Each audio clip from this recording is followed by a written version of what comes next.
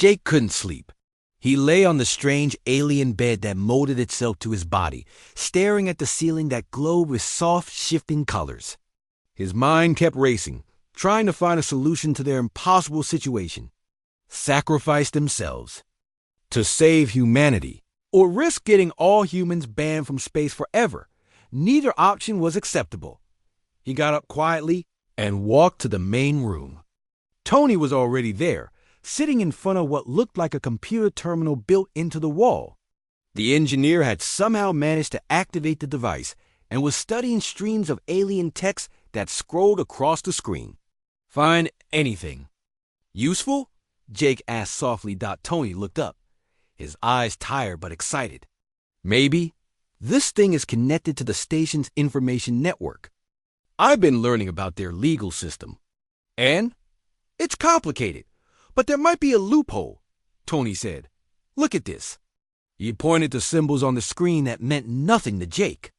"I can't read their language, but I've been using the translation system. Apparently, their laws about bonding species have never been challenged before." Jake sat down next to his engineer. "What do you mean?"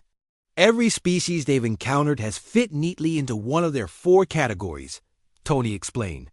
"But the laws were written assuming that those categories covered everyone. There's no provision for what to do if a species doesn't fit. So what happens when someone doesn't fit?" "That's where it gets interesting," Tony said. "According to this, if a species demonstrates characteristics that don't match any existing category, the Galactic Council has to create a new category for them." Jake felt a spark of hope. "A new category? What would that mean for us?" "I'm not sure yet," Tony admitted. "But it might mean we could negotiate our own terms instead of being forced into their existing rules." Amy and Lisa appeared in the doorway, both looking like they hadn't slept well either. "Are you two plotting an escape?" Lisa asked with a tired smile. "Something like that," Jake replied. "Tony might have found a way out of this mess." Amy joined them at the terminal. "What kind of way out?" Tony explained what he had discovered about the legal loophole. Amy listened carefully, then asked to see the information for herself. As a doctor, she had studied alien biology and had some experience with their legal concepts. "This is interesting," she said after reading for several minutes. "But we'd have to prove that humans really are different from all known species categories." "How do we do that?" Lisa asked. "We'd have to demonstrate human behavior that doesn't fit any of their existing models," Amy replied. "And we'd have to do it in a way that convinces the Galactic Council." Jake thought about this. What exactly would we have to demonstrate? Amy pulled up more information on the screen. "Well, bonding species never break commitments. Solo species never form lasting connections. Hive species share a group mind. Collective species work together but think individually. And humans? Humans do all those things," Amy said. "We form strong bonds but can break them. We can live alone, but we prefer company. We don't share a group mind, but we can think as a group when we need to. We're individuals, but we work together. So we're everything and nothing," Tony said. "We don't fit anywhere." "Exactly," Amy replied. "And that might be our salvation." Lisa leaned forward. "But how do we prove it? We can't exactly break a bond to demonstrate that we're capable of it. That would just get us in more trouble." "Maybe we don't have to break a bond," Jake said slowly. An idea was forming in his mind. "Maybe we have to form one and then choose not to break it."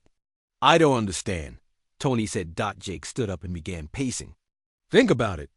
The aliens believe that bonding species can't break commitments because they're psychologically incapable of it. But what if we could prove that humans can break commitments but choose not to?"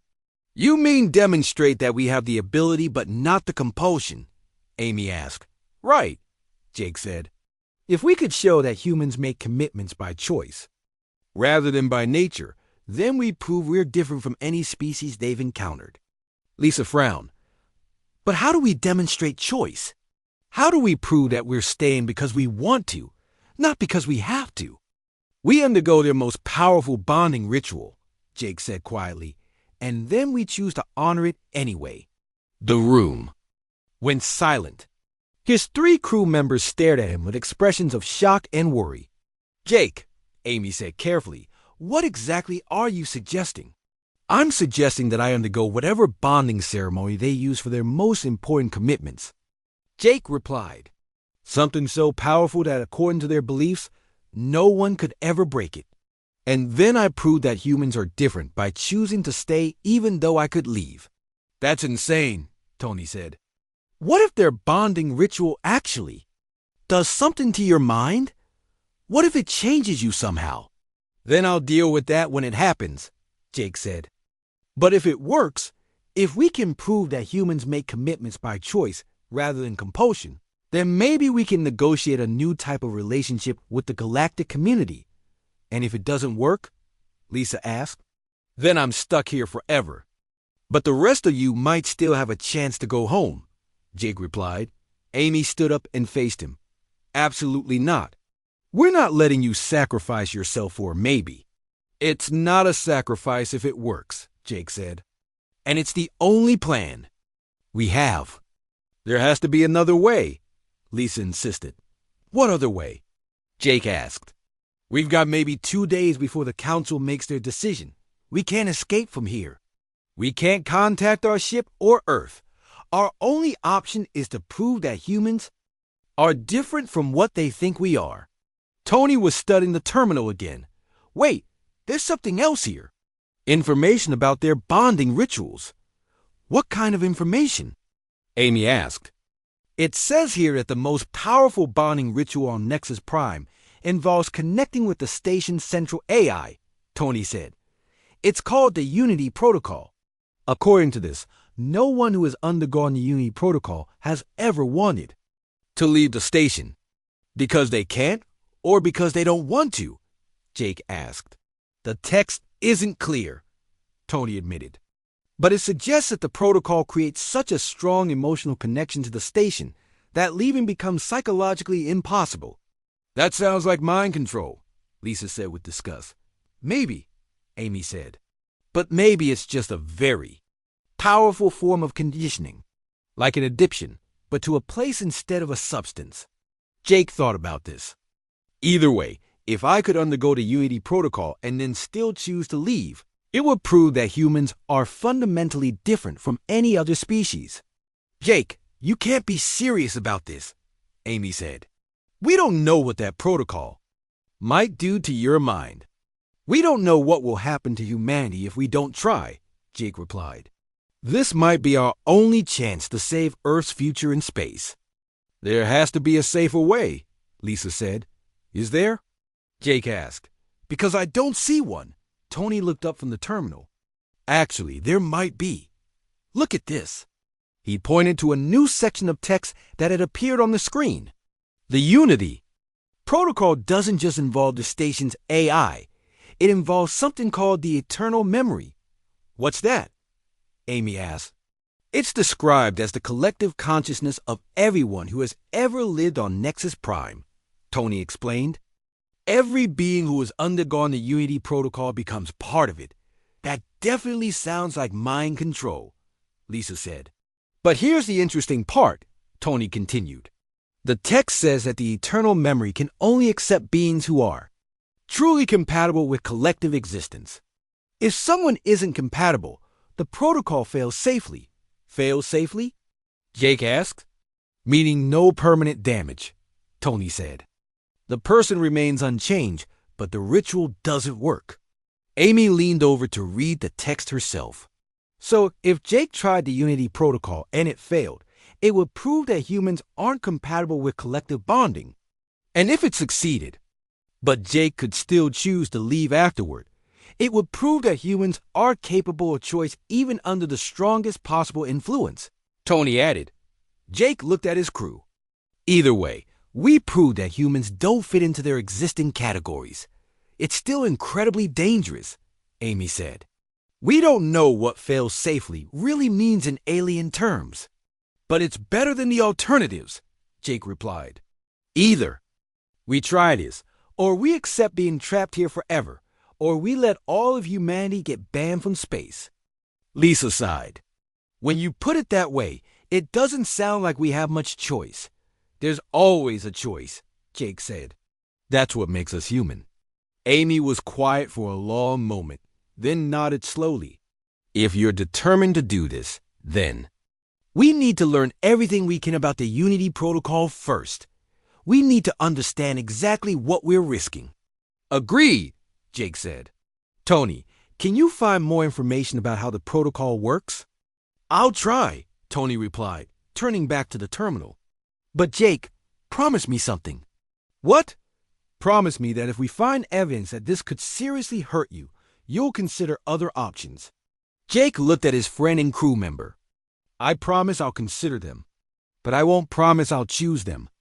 As Tony began searching for more information about the Unity Protocol, Jake wondered if he was making the right decision. But when he thought about the alternative, humanity, being cut off from the stars forever, he knew he had to try, even if it meant risking his own mind in the process. The quarters that Vexlana led them to were unlike anything Jake had ever seen. The rooms were huge, with walls that curved in impossible ways and ceilings that seemed to stretch up forever. Everything was made of the same living metal that covered the station's corridors, and it glowed with a soft, warm light. These are the finest guest quarters on Nexus Prime, Vexlana said, her red eyes glowing with what might have been pride. They were designed specifically for humans, based on what we learned from the traders. Jake looked around the main room. The furniture was strange, but comfortable looking. There were 4 separate bedrooms, each one larger than his captain's. Quarters on the ship. A kitchen area held devices that he didn't recognize, but that seemed to be meant for preparing food. It's very nice, Amy said politely, but we still want to go back to our ship. That is not possible, Vexlana replied. But you will find everything you need here. Food will be brought to you 3 times a day. You have access to entertainment systems and educational materials about our station. What about communication?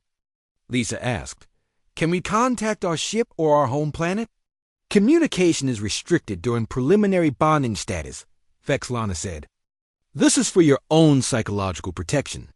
Contact with your previous life might cause you distress. Tony stepped forward. With respect, we're not distressed about our previous life. We're distressed about being prisoners. You are not prisoners, Vexlana insisted. You are guests who are being protected from making a dangerous mistake. What dangerous mistake? Jake asked. Leaving before you have properly bonded, Vexlana replied. For a bonding species, this will cause severe psychological damage. We cannot allow this to happen. After Vexlana left, the 4 humans sat in their strange new quarters and tried to figure out what to do next. Jake noticed that there were no visible doors or windows. The walls seemed solid, and he couldn't find any way to control the lighting or temperature. This is insane, Tony said, running his hands through his hair. They're keeping us here base. On stories they heard from traders 50 years ago. Stories that aren't even accurate, Lisa added. Humans can and do break commitments all the time. Amy was examining the walls, looking for any kind of control panel or hidden exit. The problem is they genuinely believe they're protecting us. In their culture, breaking a bomb might really cause psychological damage. But we're not from their culture, Jake said. We're humans. We're different. Try telling them that, Tony replied. They think they know more about human nature than we do. Jake stood up and walked to where he thought the main door should be. How do we get out of here? I don't think we can, Amy said. Look at this. She was pointing at a section of the wall that seemed to shimmer differently than the rest. I think this is some kind of force field. It looks like a door, but there's no way to open it from this side. Lisa sat down on what appeared to be a chair, though it adjusted its shape to fit her body perfectly. So we're really trapped. They're not going to let us leave until this Galactic Council decides what to do with us. How long could that take? Tony asked. Could be days, could be years, Jake said grimly. We don't know how their legal system works. As if summoned by their conversation, the wall shimmered and Zethkari floated into the room. The crystal being's light patterns seemed different now, more subdued than before. "I hope you are comfortable," Zethkari said. "I wanted to speak with you about your situation. Are you here to let us go?" Jake asked hopefully. "I am here to help you understand," Zethkari replied. "What you have told us about humans is very troubling. If humans can break bonds, then everything we thought we knew about your species is wrong. That's what we've been trying to tell you." Amy said, "Your information about humans is incomplete." Zethkari's light grew dimmer. But the traders were very specific. They said humans mate for life. They said human parents never abandon their children. They said human soldiers never desert their posts. "Those things are usually true," Lisa said. "But not always. Sometimes human marriages end. Sometimes parents do abandon their children. Sometimes soldiers do desert."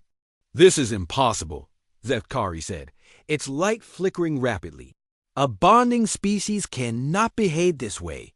"Then maybe humans aren't a bonding species," Jake said. "Maybe we're something else entirely." Zethkari was quiet for a long moment. Its light patterns shifted through several colors before settling on a deep blue. "If humans are not a bonding species, then what are you?" "We're humans," Tony said. "We're just ourselves. We don't fit into your categories." "Everything fits in the categories," Zethkari replied. "There are bonding species, solo species, hive species, and collective species. Every intelligent life form falls into one of these groups." "What's the difference?" Amy asked. "Bonding species form permanent connections with places and people," Zethkari explained. "Solo species live alone and form no lasting connections. Hive species share a group mind and cannot exist apart from the collective. Collective species work together but maintain individual identities." "Which one are you?" Lisa asked. "I'm part of a collective species," Zethkari said. "We work together for the good of all, but we each have our own thoughts and feelings." Jake thought about this. "And you thought humans were bonding species because of the stories you heard?" "Yes. The trader said humans form very strong family bonds. They said human communities stay together for generations. They said humans will fight and die for their friends." "All of that can be true," Jake said. "But it doesn't mean we can't change our minds. It doesn't mean we can't choose to leave when we want to." Zethkari's light patterns became very agitated.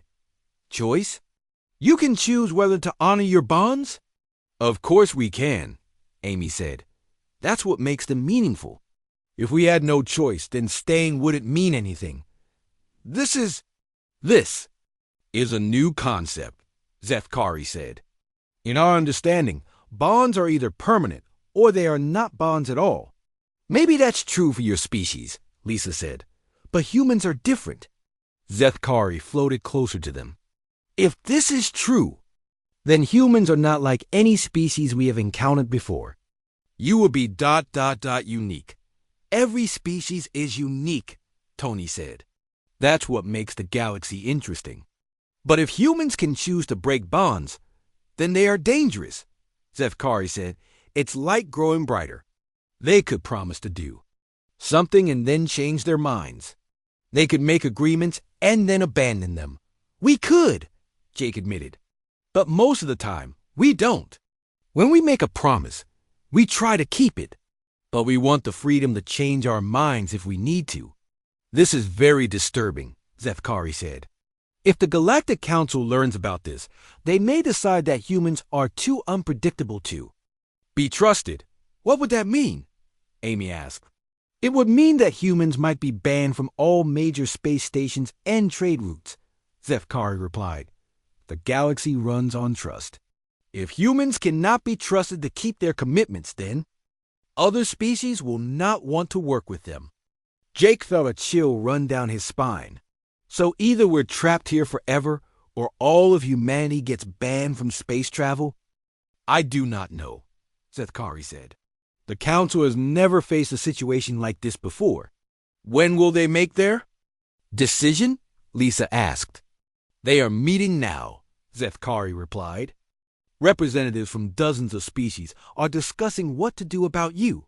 Some believe you are lying about your nature. Others believe you are telling the truth, but that this makes you dangerous. And what do you believe? Jake asked, Zethkari's. Light patterns shifted to soft colors. I believe you are telling the truth. I can sense honesty in your words. But I also believe this creates a serious problem for the galaxy. Maybe the problem isn't with humans, Tony suggested. Maybe the problem is with a system that doesn't allow for different types of species. The system has worked for thousands of years, Zethkari replied. It keeps peace between species by ensuring that everyone knows what to expect from everyone else. But what if someone new comes along? Amy asked. Someone who doesn't fit the old categories?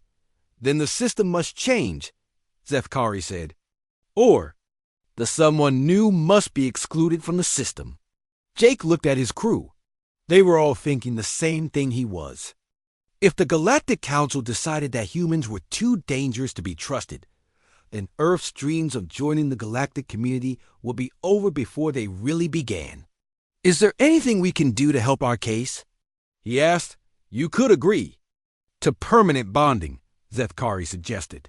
If you stayed here willingly, it would prove that humans can be trusted to keep their commitments. But then we'd be trapped here forever, Lisa said. Yes, Zethkari agreed. But your sacrifice would benefit all of humanity. Other humans would be allowed to travel in space, knowing that your species had proven its trustworthiness. Jake thought about this. It was a terrible choice, but it might be the only way to save humanity's future in space. How long do we have to decide? He asked. The council will make their decision soon, Zethkari replied. Perhaps within a few days. After that, it will be too late to change anything. After Zethkari left, the four humans sat in silence for a long time. Finally, Jake spoke. We need to find a third option, he said. Something that proves humans can be trusted without trapping us here forever.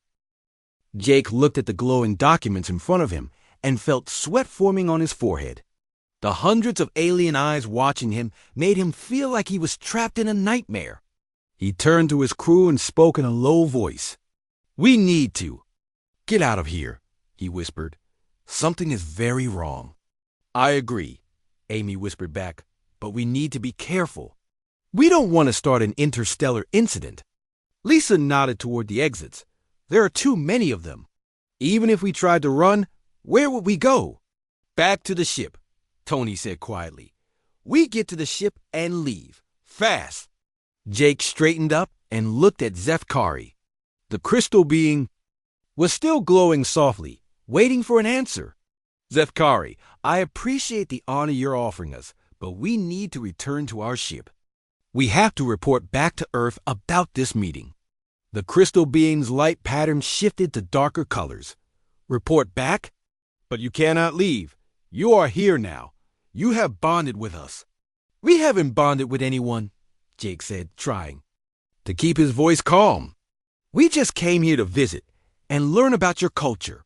Murmurs spread through the crowd of aliens. Some stood up from their seats, looking agitated. Others made sounds that didn't sound friendly. Perhaps, said Quinto, the metallic record keeper, the humans need time to understand what they have done.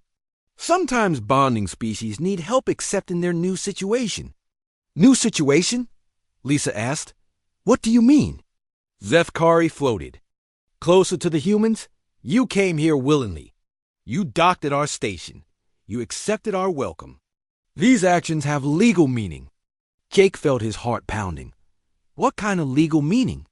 You have entered into a preliminary bonding contract, Quinto explained. By accepting our hospitality, you have begun the process of joining our community. The ceremony today will simply make it official. We didn't know that, Amy said. On our world, accepting someone's welcome is just being polite. The aliens looked at each other in confusion. Some began talking in their own languages, creating a buzz of strange sounds throughout the hall. This is impossible, Nixara said. Humans do not make bonds by accident. You are the most careful species about commitments. Who told you that? Tony asked. The stories, several aliens said at once. The stories from the traders. Jake realized they were getting nowhere. Look, we need to go back to our ship and contact our government. There's been a misunderstanding, and we need to sort it out. You cannot leave, Zefkari said firmly. It would be illegal. Illegal? Jake asked. What law says we can't leave? Quanto's metallic body began glowing with soft blue light. The law of eternal bonds. It was created specifically for species like yours. Once a bonding species enters into a preliminary agreement, they cannot withdraw without completing the full bonding process. But we're not a bonding species, Lisa protested. We're just humans. Humans are the ultimate bonding species, Zefkari replied. It is your defining characteristic. Jake looked at his crew. They all looked as confused and worried as he felt. We need to get back to our ship, now. He started walking toward the nearest exit, but several large aliens moved to block his path. One looked like a walking tree with thick branches for arms. Another resembled a giant spider made of metal. A third was so strange that Jake couldn't even figure out what it was supposed to be. Please return to the platform, the tree-like alien said in a voice like wind through leaves. You cannot leave until the ceremony is complete. And if we refuse? Jake asked. The aliens exchanged glances. Some made worried sounds. Others began talking rapidly in their own languages. Refusal is not possible, Zefkari said finally. You are humans. You do not refuse bonds. Watch us, Tony said, stepping forward. We're leaving. Right now. He started toward a different exit, but more aliens moved to block him. Soon, the humans found themselves surrounded by a circle of creatures, all looking at them with expressions that seemed to mix concern with confusion. This is kidnapping, Jake said loudly. You're holding us against our will.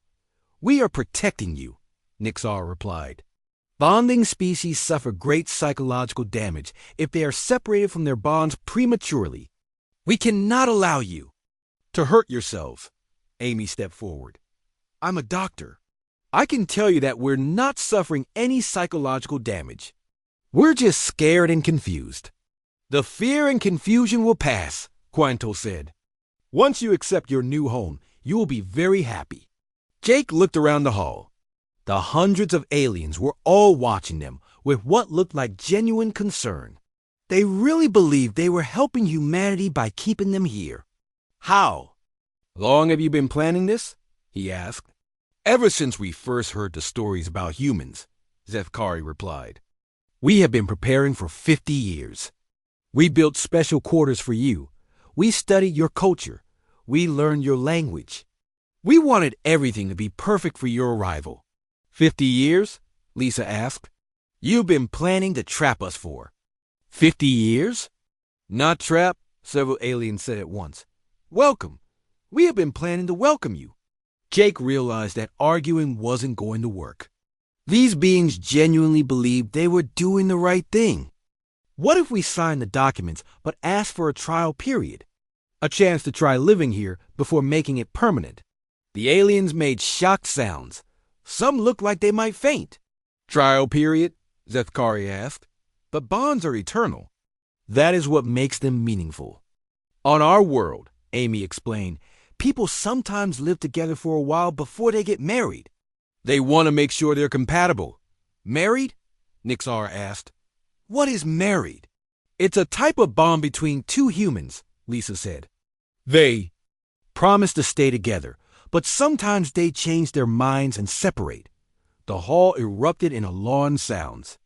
Aliens stood up from their seats, waving arms and tentacles and other appendages. Some made sounds like crying. Others seemed to be arguing with each other. Humans separate from bonds? Quanto asked, its metallic body turning dark colors. The stories said this was impossible. The stories were wrong, Jake said. Humans can form strong bonds, but we can also choose to break them if we need to. Choose to break them. Zefkari's light grew very dim.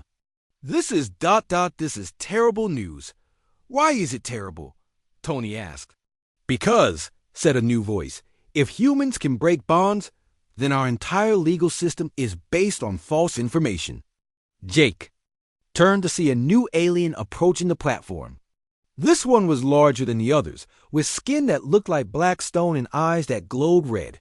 Other aliens moved out of its way as it walked. I am Vexlana, Chief of Station Security. The creature said. I have been listening to this conversation, and I'm very concerned. About what? Jake asked. About the fact that you might be lying to us, Vexlana replied. Our laws are clear. Bonding species cannot break their commitments. If you could break bonds, you would not be a bonding species. But we're not a bonding species, Amy said. That's what we've been trying to tell you. Vexlana's red eyes grew brighter. Then you are either lying about your nature, or the traitors who told us about humans were lying. Either way, someone is not telling the truth. The traitors weren't lying, Jake said. They just didn't understand humans completely. Perhaps, Vexlana said. But until we can determine the truth, you will remain here as our guests. For your own safety, of course. Guests? Lisa asked. Are we prisoners? You are residents in preliminary bonding status, Quento said. You will be given comfortable quarters while we investigate this matter further. Jake looked at his crew. They were all looking at him with worry and trust. He knew he had to find a way to get them out of this situation. How long will this investigation take? He asked. As long as necessary, Vexlana replied. The Galactic Council will need to review the evidence and make a decision about your true nature.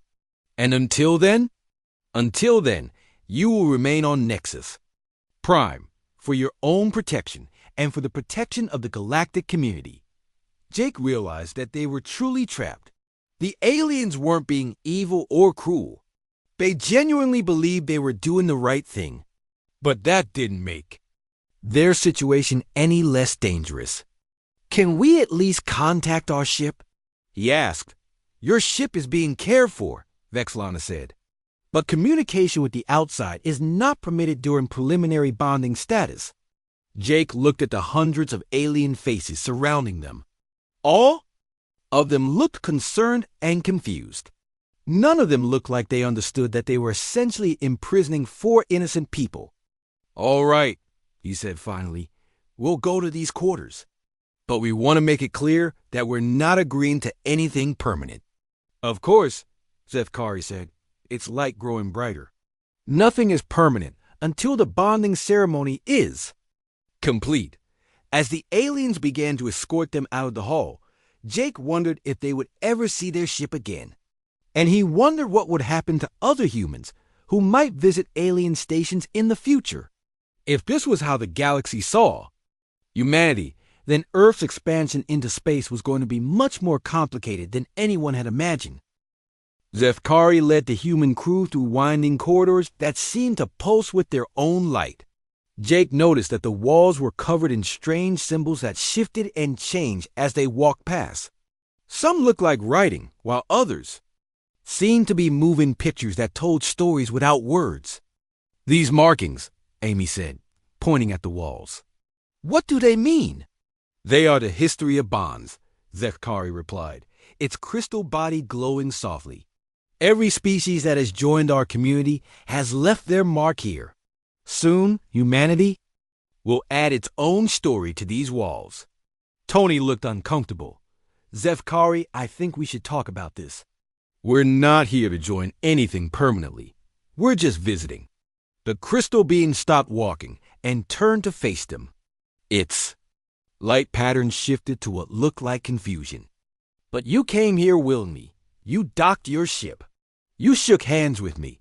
These are the signs of commitment. Where we come from, shaking hands is just a greeting, Lisa explained. It doesn't mean we're promising to stay forever. Several other aliens had been following them, and they began making worried sounds. The purple cat-like creature stepped forward. I am Nixara of the Felian people. If humans do not mean commitment when they touch, Then how do we know when you have bonded? Jake could see that this was getting more complicated by the minute. Look, maybe we should sit down and talk about this. There might be some cultural differences we need to work out. Yes, Zefkari said, it's light growing brighter again. We will go to the Hall of Eternal Bonds. There, you can show us your commitment properly. Before Jake could protest, the group of aliens began moving again. The humans had little choice but to follow. They walked through several more corridors, each one more elaborate than the last. Jake saw aliens of all shapes and sizes going about their business, but many stopped to watch the humans pass by. They're all staring at us, Lisa whispered. Word travels fast here, Amy replied. I think news of our arrival has spread. They entered a massive chamber that took Jake's breath away. The room was shaped like a dome, with the ceiling rising high above them. The walls were covered in what looked like living metal that shifted to every color Jake could imagine. In the center of the room was a circular platform surrounded by hundreds of seats. Welcome to the Hall of Eternal Bonds, Zefkari announced. Here, all species come to make their most sacred commitments. The seats were already filling up with aliens. Jake saw creatures he couldn't even begin to describe. Some looked like walking plants with flowers for heads. Others appeared to be made of pure energy that held a loose shape. A few looked almost human, but with extra arms or different colored skin. This is incredible, Tony said, looking around at the gathering crowd. There must be 500 aliens here. 627, corrected a voice from behind them. Jake turned to see a tall, thin alien with skin that looked like polished metal. I am Quintal, the record keeper. I count all who attend the bonding ceremonies. Bonding ceremonies? Jake asked.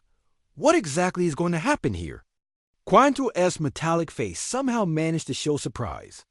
You will make your commitment to Nexus Prime, of course. You will sign the Eternal Bond documents and receive your permanent quarters. Amy stepped forward. I think there's been a major misunderstanding. We're not here to make any permanent commitments. We're diplomats on a peaceful mission. The record keeper's metal skin changed color from silver to dark blue. Impossible. Humans do not lie about bonds. It is not in your nature. What do you mean it's not in our nature? Lisa asked. Zefkari gestured for the humans to follow it onto the central platform. Come, let me explain while we prepare for the ceremony. Reluctantly, Jake and his crew stepped onto the platform. The moment their feet touched the surface, the entire room filled with a low musical humming. The aliens in the seats began swaying back and forth, and many made sounds that might have been singing. Long ago, Zefkari began, we heard stories about a species called humans. The stories said that humans were the most loyal beings in the galaxy. Once they made a bond with a place or a person, they would never break it. They would stay faithful until death. Where did these stories come from? Jake asked. Traders who had met humans in distant systems, Quintal replied. They spoke of human families who stayed together for entire lifetimes. They told of human soldiers who never abandoned their posts. They described human friendships that lasted decades. Tony looked at his crewmates. Well, that's not exactly wrong, but it's not the whole story either. The stories said that humans were so loyal that they would die rather than break a bond. Zefkari continued. This is why we have waited so long to meet you. We wanted to offer you the greatest honor we know, permanent membership in our community. Jake felt a sinking feeling in his stomach. And you thought that by coming here, we were automatically agreeing to stay forever? Of course, said Nixara. Why else would you come to a bonding station? A bonding station? Amy asked. What's that? Quintal's metallic skin shifted to a lighter color. Nexus Prime is not just a trade station. It is a place where species come to form permanent bonds with each other, and with the station itself. Everyone who lives here has made an eternal commitment. Lisa looked around at the hundreds of aliens watching them. You mean all of these beings have promised to stay here forever? Yes, Zefkari said proudly. And now you will join them. The crystal being gestured, and several aliens approached the platform carrying what looked like glowing tablets. The tablets were covered in symbols that seemed to move and change, even as Jake watched them. These are the Eternal Bond documents, Quinel explained. By signing them, you become part of the Nexus Prime family forever. You will receive beautiful living quarters, meaningful work, and the friendship of hundreds of species. Jake looked at the documents, then at his crew. He could see worry on all their faces. What if we don't want to sign? The entire hall went silent. Even the humming stopped. Zethkari's light patterns changed to dark, swirling colors. Not want to sign? The crystal being asked. But you are humans. You came here freely. You have already begun bonding with us. When did we start bonding? Tony asked. When you shook hands with Zethkari, Nixar replied. When you smiled at us. When you followed us willingly to this hall. These are all signs of commitment. Amy stepped closer to Jake. Captain, I think we need to be very careful here. They seem to think we've already agreed to something we never intended. Jake looked at the documents again. Even though he couldn't read the alien writing, something about them made him nervous. Zethkari, could you explain exactly what these documents say? The crystal being's light grew brighter. They say that you, as representatives of humanity, commit to making Nexus Prime your permanent home. You promise never to leave. And in return, we promise to take care of you forever. Never to leave. Lisa asked, what does that mean exactly? It means what it says, Quantul replied. You will live here until you die. You will work here, raise families here, and become part of our community. It is the most beautiful commitment any being can make. Jake felt panic rising in his chest. And what happens if we don't sign? The aliens exchanged glances. Some made worried sounds. Others began talking in their own languages. We do not understand the question, Zethkari finally said. You are. Humans, you do not refuse bonds. It is impossible. But what if we tried? Jake pressed out the crystal being's light, grew very dim. Then you would be the first humans to break your nature. Such a thing would be ... unprecedented. Jake looked at his crew one more time. They were all looking at him with trust and worry. He knew he had to make a decision that could affect not just them, but possibly all of humanity's future relations with alien species. I need to discuss this with my crew, he said finally. Could we have a few minutes to talk privately? The aliens made more worried sounds. Discuss? Nixar asked. There is nothing to discuss. You sign and we celebrate. It is simple. Nothing is ever simple, Jake said under his breath. He looked out at the hundreds of alien faces staring at him expectantly and wondered how they were going to get out of this situation. Captain Jake Mitchell stared out the viewport of his ship as the massive space station came into view. Nexus Prime was bigger than anything he had ever seen before. The station looked like a giant metal flower with dozens of arms reaching out in all directions. Each arm had hundreds of docking ports where ships from different worlds could attach themselves. Would you look at that? Said Lisa Brown from her seat at the communications console. She was a young woman with short red hair and bright green eyes. I've never seen so many different types of ships in one place. Jake nodded as he watched the strange vessels moving around the station. Some ships looked like long silver tubes. Others were shaped like pyramids or spheres. A few looked like they were made of crystal and sparkled in the light from the nearby star. Tony, how are our engines doing? Jake asked. Tony Clark looked up from his engineering station. He was a tall man with dark skin and a wide smile. Everything looks good, Captain. We're ready to dock whenever you give the word. Dr. Amy. White sat at the medical station, reading something on her tablet. She was a quiet woman with long brown hair and kind eyes. I've been studying the files about this station, she said.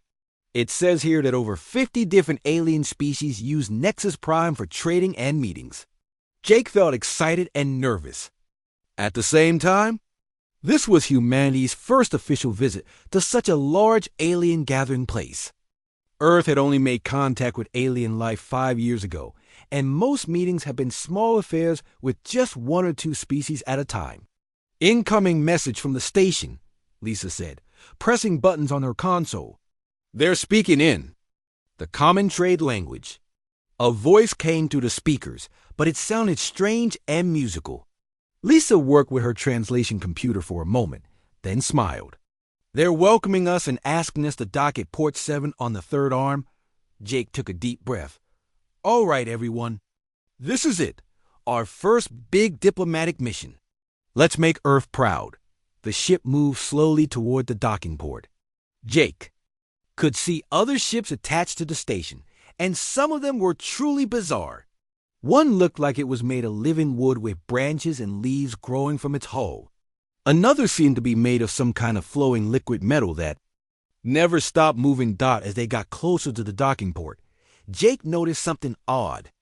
Many of the alien ships near them had what looked like permanent connections to the station. Thick cables and tubes ran from the ships to the station's hull, and some ships had actually grown into the station's structure. That's weird, Tony said, looking at the same thing. Those ships look like they've been here for years. Maybe they're permanent residents, Amy suggested. Some species might like to live on the station instead of having planets. The docking process went smoothly, and soon they heard the sound of the airlock connecting. Jake straightened his uniform and looked at his crew. Remember, we're here to learn about trade opportunities and make friends. Stay polite and keep your eyes open. The airlock door opened, and Jake got his first look at the inside of Nexus Prime. The corridor was huge, with a ceiling that stretched up at least 30 feet. The walls were covered in what looked like living metal that slowly changed colors from blue to green to purple. Waiting for them was a group of aliens, unlike anything Jake had ever seen. The tallest one was about 8 feet high and looked like it was made of clear crystal. Light moved through its body in slow, beautiful patterns. Its face was hard to make out, but Jake could see 2 large eyes that glowed with a soft blue light. Welcome, humans, the crystal being said in perfect English. Its voice sounded like wind chimes in a gentle breeze. I am Zefkari, Trade Coordinator. For this section of Nexus Prime, we have been waiting for you with great joy. Jake stepped forward and extended his hand. I'm Captain Jake Mitchell. These are my crew members Lisa Brown, Tony Clark, and Dr. Amy White. We're honored to be here. Zefkari looked at Jake's outstretched hand for a moment, then reached out with what looked like a crystal arm. When they touched, Jake felt a warm, tingling sensation. The alien's eyes grew brighter, and it made a sound like happy singing. Such warmth, Zefkari said. Such commitment in your touch. The stories about humans are true. Jake wasn't sure what that meant, but he smiled and nodded. Behind Zefkari, several other aliens watched the greeting with what seemed like excitement. One looked like a large purple cat with 6 legs. Another was shaped like a tree with arms and a face in its trunk. A third alien looked like a floating jellyfish made of silver light. Please, follow me, Zefkari said. The others are eager to meet you. As they walked through the corridor, Jake noticed that many aliens stopped what they were doing to watch them pass. Some pointed at the humans and whispered to each other in their own languages. Others bowed deeply or made strange gestures that might have been signs of respect. They seem very interested in us, Lisa whispered to Jake. Maybe they don't see many humans, Jake whispered back. They entered a large open area that reminded Jake of a shopping mall back on Earth. The ceiling was transparent, giving them a view of space and the stars beyond. Dozens of alien species moved around the area, some walking, some floating, and some moving in ways that Jake couldn't even describe. This is the Central Plaza, Zefkari explained. Here, beings from all over the galaxy meet to trade goods and ideas. But today is special. Today, we welcome humanity to our permanent community. Jake felt a small worry start in his stomach. Permanent community? Yes. Zethkari said, its crystal body growing brighter. We have prepared a place for you. You will love it here. The bonds you form with Nexus Prime will bring you great happiness. Amy stepped closer to Jake. Captain, I think there might be some confusion about why we're here. But before Jake could say anything, more aliens appeared. They came from all directions, surrounding the human crew with excited chatter. Jake saw beings that looked like walking rocks, others that seemed to be made of living light, and creatures that defied any description at all. The humans have come, one of them said in the trade language. The bonding species has finally arrived. Bonding. Species? Tony asked, looking confused. Zethkari turned to face all four humans. You are the ones we have heard about. The species that forms permanent bonds with places and people. The ones who never leave once they have committed their hearts. Jake felt his worry growing stronger. I think there's been a misunderstanding. We're here for a diplomatic visit and trade discussions. We're not planning to stay permanently. The aliens around them went quiet. Zethkari's light patterns changed to darker colors. Not stay? But you are humans. Humans do not leave once they are bonded. It is your nature. What do you mean, our nature? Lisa asked. The stories tell us that humans are the most loyal species in the galaxy, said the purple cat-like alien. Once you commit to something, you never abandon it. It is why we have waited so long to meet you. Jake looked at his crew, seeing the same confusion on their faces that he felt. I think we need to talk about this. There seems to be some kind of misunderstanding about what humans are like. Zethkari made a sound like sad music. You will understand soon. Come, let us show you to your new home. Once you see how beautiful it is, you will never want to leave. As they followed the crystal being deeper into the station, Jake couldn't shake the feeling that this diplomatic mission was not going to go the way anyone had planned.